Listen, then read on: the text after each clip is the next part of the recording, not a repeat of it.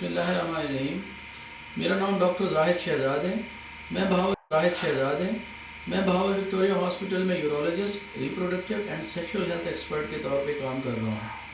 आज के हमारे लेक्चर का उन्वान है पीनाइल साइज़। पीनस के साइज़ के बारे में दुनिया के अक्सर मर्द परेशान रहते हैं और वरी होते हैं। उनका ख्याल होता है मिसकंसेप्ट के उनका जो पीनस का साइज़ है वो अपने लवर और पार्टनर की सेक्सुअल डिज़ायर को पूरा करने के लिए और उनको सेटिस्फाइड करने के लिए स्मॉल है या छोटा है। उनका ये मिसकंसेप्ट क्यों पैदा होता है? क्योंकि वो अपने पीनस के साइज़ को अंडर एस्टिमेट करते हैं। बाज़ कल्चर्स के अंदर पीनस के साइज़ से इंसान की मर्दानगी, कसरत औलाद या उसकी ताकत का अंदाज़ा लगाया जाता है। पिनाइल के बारे में उनका ये अंडर एस्टिमेशन और साइज़ के बारे में वरी होना बचपन से स्टार्ट हो जाता है। बचपन में जब वो देखते हैं एक्सीडेंटली अपने भाई के पीनस के साइज़ को देखते हैं, अपने किसी कुलीग या अपने फ्रेंड्स को, या एक्सीडेंटली अपने फादर के साइज़ को नहाते हुए कभी एक्सीडेंटली देखते हैं, तो मेंटली तौर पे अपने पीनस को कंपेयर करते हैं उनके साथ और वो मेंटली तौर पे सोचते हैं कि शायद हमारा जो पीनस है वो उनसे छोटा है और पतला है। और इस वजह से जब उनके अंदर ये चीज़ पैदा होती है तो उनका खुद एतमादी ख़त्म हो जाती है।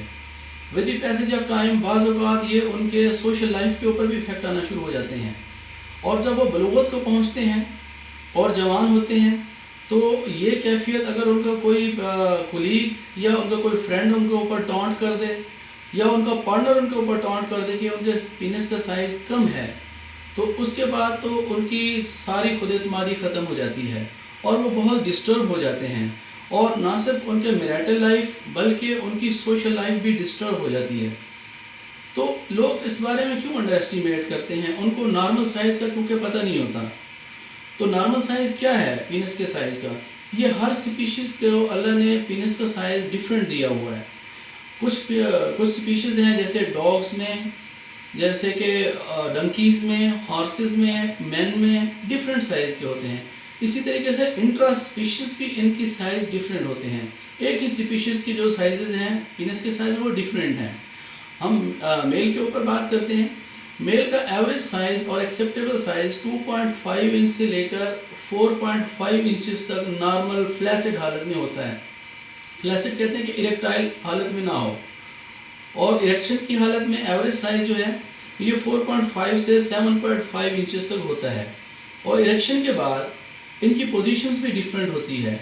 बाज़ औक़ात बिल्कुल स्ट्रेट और अप होते हैं, बाज़ औक़ात स्ट्रेट और डाउन होते हैं, बाज़ पोजीशन स्ट्रेट और माइल्डली लेफ़्ट की तरफ बेंड होते हैं और बाज़ औक़ात स्ट्रेट होते हैं और राइट की तरफ माइल्डली बेंड होते हैं।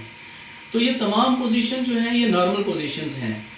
अगर बहुत ज़्यादा ग्रास बेंड हो और इरेक्शन पेनफुल हो तो फिर फौरी तौर पे डॉक्टर्स को दिखाना चाहिए, क्योंकि पीनस विद कार्डी एक कंडीशन है जिसमें वो बहुत ज़्यादा कर्व होता है, या पायरोनी डिजीज़ होती है, उसमें भी इरेक्शन मतलब उसमें आती है और उसके बाद उसमें बेंड भी आता है और पेनफुल इरेक्शन होती है।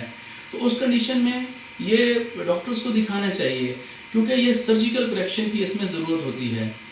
इसमें बहुत सारा रीएश्योरेंस से भी ठीक हो जाते हैं, क्योंकि उन्होंने बहुत ज़्यादा ऐसे साइज़ नहीं देखे होते जो नॉर्मल साइज़ के होते हैं। इस वजह से वो अपने आप को अंडर एस्टिमेट करते रहते हैं और उनका ख्याल होता है कि उनका पार्टनर से सेटिस्फाइड नहीं होगा। जबकि रिसर्च बताती हैं कि फ़ीमेल्स को इंटरकोर्स के दौरान पिनाइल साइज़ मैटर नहीं करता, उसमें उस वक्त मेल का रोमांटिक होना ज़्यादा मैटर करता है। और 35% फीमेल्स जो होती हैं वो इसको बॉदर भी नहीं करती कि इसमें क्या साइज़ है। स्ट्रेंथ से ज़्यादा इरेक्टाइल पावर्स के ऊपर वो कंसंट्रेट करती हैं। अब अगर ये पिनाइल साइज़ कम है तो उसके लिए क्या ट्रीटमेंट हो सकती हैं? इसमें कुछ ट्रीटमेंट्स हैं जो नॉन फार्माकोलॉजिकल हैं, नॉन सर्जिकल हैं, और कुछ ट्रीटमेंट्स हैं जो सर्जिकल ट्रीटमेंट्स हैं। आप पिनाइल साइज़ की ट्रीटमेंट के हवाले से इस वीडियो का सेकंड पार्ट होगा, वो आपको देखना होगा कि उसमें इसकी क्या ट्रीटमेंट, नॉन फार्माकोलॉजिकल ट्रीटमेंट्स क्या हैं, फार्माकोलॉजिकल क्या हैं और सर्जिकल ट्रीटमेंट्स क्या हैं। तो ये आपको लेक्चर का मकसद था कि पीनस के साइज़ के बारे में जो लोग परेशान होते हैं उनकी परेशानी को दूर करना और उनके फियर और एंग्जाइटी को दूर करना। तो जो लोग इस बात के बारे में परेशान हैं आप ये वीडियो उनको भी शेयर कर सकते हैं। और अगर आपको मेरे इस चैनल की वजह से मालूमात जो मिल रही हैं, इससे आपको फ़ायदा हो रहा है, तो काइंडली इस चैनल को सब्सक्राइब कीजिए ताकि आपको मर्दाना जिनसी और तौलीदी अज़ा के बारे में तमाम मालूमात बर वक्त मिलती रहें। Thank you very much.